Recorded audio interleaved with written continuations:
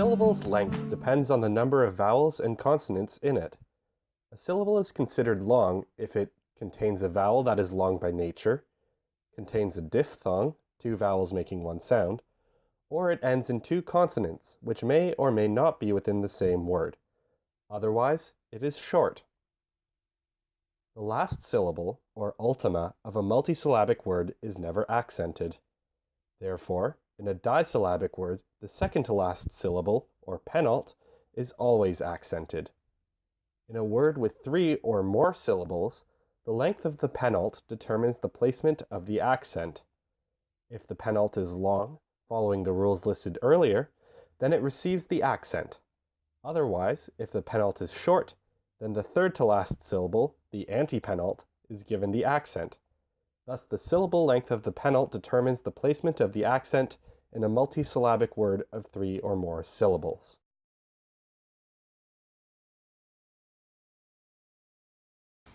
This is the Junior Latin oral reading, and we're working with a passage that has been adapted from Ovid's Metamorphoses into Latin prose and simplified. It's got the macrons written in already, so we don't have to worry about adding those. And so we're going to talk about correct pronunciation and phrasing and interpretation. Okay? All right. So, did you read the introduction to this passage? I read that. I read it. This part here. Oh. Oh, okay. Yeah, I read that. All right, good. So where does this come from? What's it about? It's about Jason and the Golden Fleece, and then he goes on a trip. And it's about how he meets someone named Medea, who has a mad passion for her caused by the gods, and then she would make a choice, and that's right.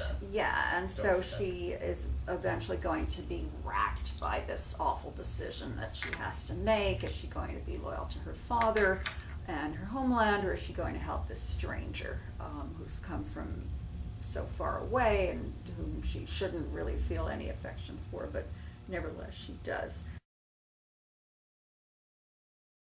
Let's start out with just basic pronunciation. Now, what are these marks over some of the vowels? Macrons. That's right, and what are they telling you? They make these letter long. That's right. Okay, so why don't you try just reading the first sentence out loud and thinking also about syllable stress. So how do you know which syllable to stress in a Latin word? Look at the penult, and if the penult is long, it was followed by double consonants or has a macron. Wait, yeah. Yeah, you're right. So Or if it's a diphthong. That's right. So if Then- the penult is long, in other words, if it has a macron or a diphthong or ends in two consonants, then which syllable do you stress? You would stress the penult. Correct, and that's the second to last syllable. And what if the penult is short? Then you would stress the antepenult. Very good, the third to last syllable. Okay, so why don't you just read through the first couple of sentences, just concentrating on correct pronunciation. Olim, Allison, et multi alai herores Graeci ad quoquidem navigo verant vellus aurum aureum Aureum, that's right. Three quaerent syllables. tentes Okay, try that last word again.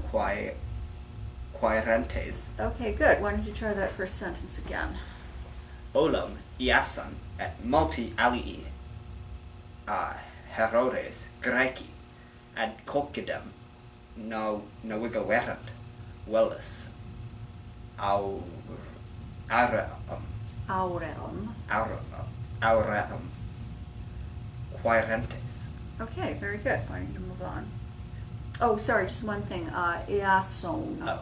Okay, that's a Iason. long O.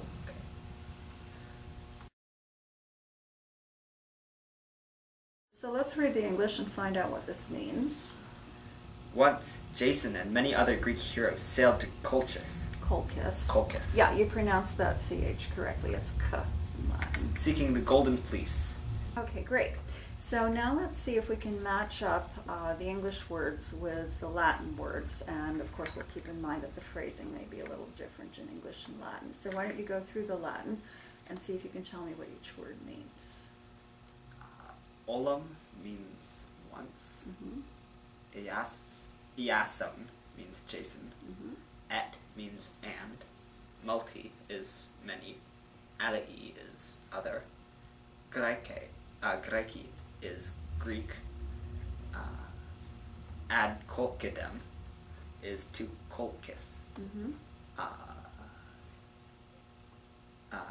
What's that called? Oh, navigerant is sailed. Okay, good. You just left out this word. Oh, sorry. Heroes is heroes. Mm-hmm. And then Wellus aurum is the golden fleece. Right. Which word do you think means fleece and which is golden? Wellus is fleece. Aurum is golden. Right. Then quirentes is seeking. That's right.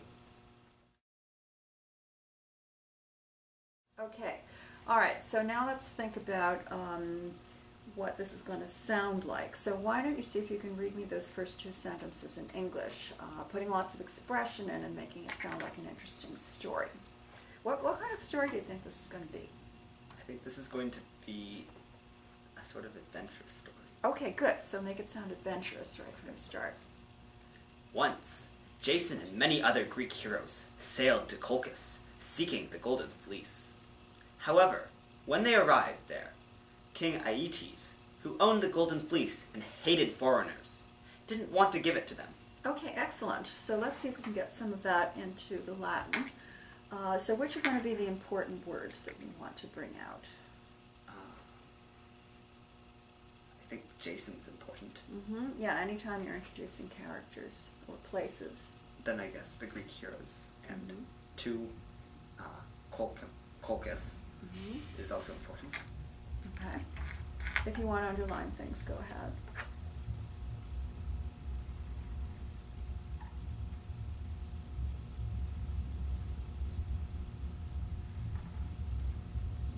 Then I guess the golden fleece, because people are familiar with that. Right, that's what they're They recognize the story. looking for. Right, very good point.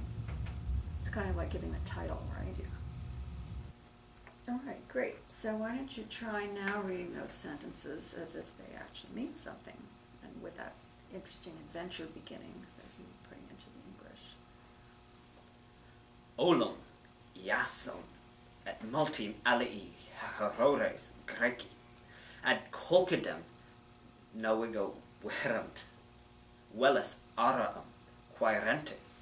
Okay, good. You're doing really well, and you just need to practice to smooth it out. Want to try it again?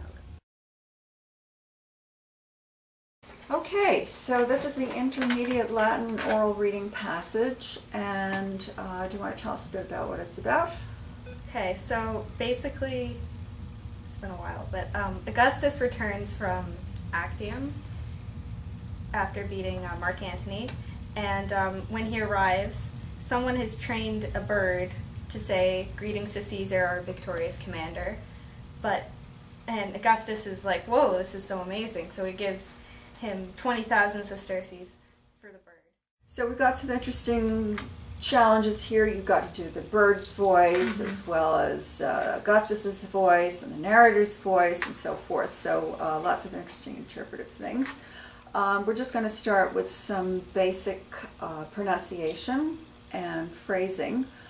So let's start by thinking about long and short vowels. Now, at the intermediate level, those aren't written in for you, and so you need to look up where the long and short vowels are and write in your macrons as a reminder. Now, these are good dictionaries for doing this, the Lang and Scheid and the Oxford, because they give you all the macrons in words, whether or not it makes a difference to the long and short syllables, whereas some dictionaries will only give you macrons if it makes a difference to whether the syllable is long. So why don't we start with the first two, well, we'll just go up to here, about the first two sentences. Sure. And we can divide this up. So macrons may be in the stem of the word. They may be in the stems of some principal parts of verbs, but not others, and they'll also be in endings. So why don't you start with the first line, and I'll start with the second line, and we'll just look up where we need to put in macrons.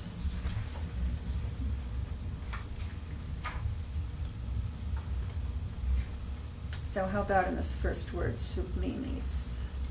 It's the first I.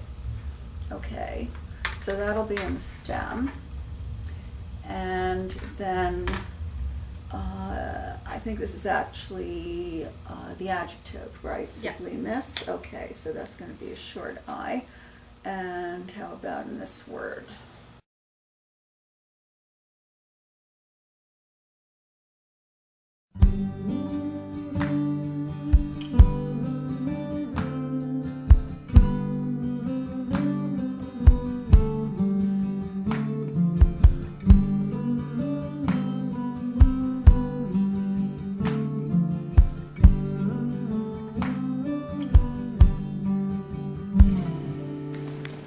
Canus Assinguia!